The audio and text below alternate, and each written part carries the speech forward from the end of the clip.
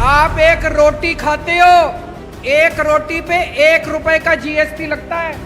1 cup दही के ऊपर 1 रुपया जीएसटी लगता है। आपने ये जितने कपड़े पहन रखे हैं इस पे टैक्स लगता है। आपका पंखा चलता है, पंखे पे टैक्स लगता है, बिजली पे टैक्स लगता है, दही पे टैक्स लगता है, शहद पे टैक्स लगता है, गेहूं पे टैक्स लगता है, चावल पे टैक्स लगता है। पिछले दिनों इन्होंने खाने पीने की सारी चीजों के ऊपर टैक्स लगा दिया। इतना टैक्स, इस वजह से महंगाई हो रही है। बस सांस लेना ही बाकी है, चिंता ना करो, एक बारी और आ गए तो उस पर भी लग जाएगा टैक्स।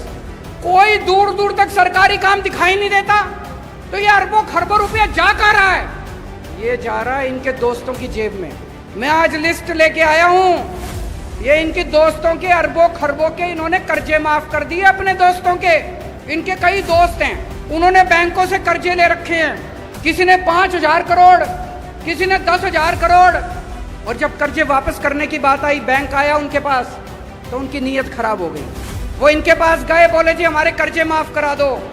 ये किसानों के कर्जे माफ नहीं करते, ये स्टूडेंट्स के कर्जे माफ नहीं करते। इन्होंने अपने अरबपति खरबपति दोस्तों के कर्जे करोड़ों के लाखों करोड़ों के कर्जे माफ कर दिए। ये जितनी बात कह रहा हूं मैं सच बोल रहा हूं। अगर मैं कुछ भी झूठ बोलूंगा ये केस कर देंगे कल मेरे ऊपर। पढ़ा लिखा आदमी हूं मैं, इनकम टैक्स का आदमी हूं, सब समझता हूं इनके चोरी चकारी सारी। अभी इन्होंने दिल्ली में हमारी सरकार गिराने की कोशिश करी, सोचो इनकी हिम्मत। इन्होंने प्लानिंग बनाई, केजरीवाल के 40 एमएलए तोड़ेंगे। इन्होंने कहा 20-20 करोड़ रुपए में एमएलए खरीदेंगे। पर भाई साहब हमारे सारे ईमानदार आदमी हैं, अच्छे लोग हैं, शरीफ लोग हैं, सबने आके मेरे को बता दिया 40 एमएलए तोड़ने थे इनको। 20-20 करोड़ के हिसाब से 800 करोड़ रुपए लेके आए थे ये। 800 करोड़ रुपए, बताओ जी कहां से आए 800 करोड़ रुपए?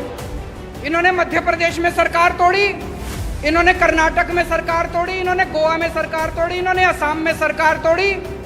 277 एमएलए खरीद चुके अभी तक ये। 277, 20-20 करोड़ रुपए के हिसाब से भी लगा लो, 6,000 करोड़ रुपए इन्होंने एमएलए खरीदने में लगा दिए। ये पैसा कहाँ से आया जी? ये आपके टैक्स का पैसा है, ये जीएसटी का पैसा है, ये दूध दही के ऊपर टैक्स का पैसा है। इसलिए महंगाई हो रही है भाई साहब, इसलिए समझ के जाना।